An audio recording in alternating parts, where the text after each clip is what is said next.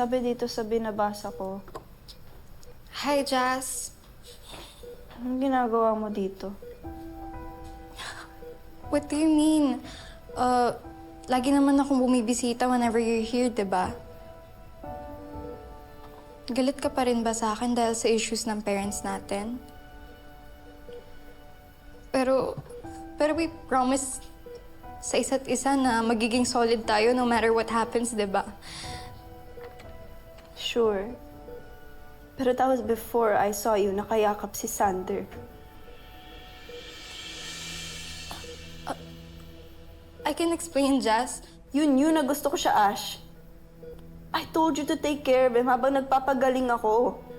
Not steal him from me. I swear, Jazz, it's not like that. Then what is it? Yung lumala yung sakit mo.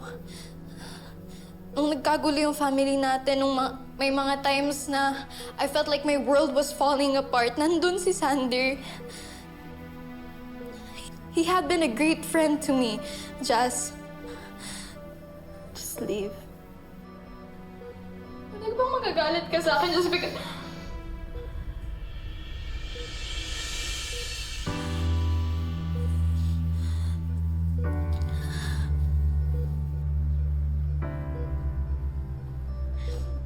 You know what's more heartbreaking? It's the fact that when I was falling apart, you had Sander. I had no one. That's not true, Jazz. It is! Kinagamit mo lang yung sakit ko, yung gulo ng pamilya natin para magpaawa at makuha si Sander sa akin. Because you liked them all along pala. You're just like your mother.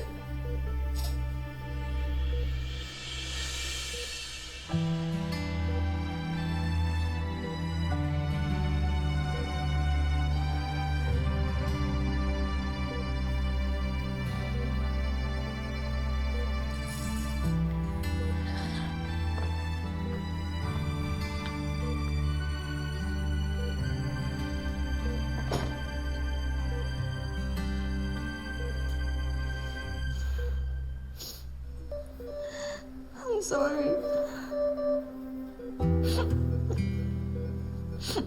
I'm sorry.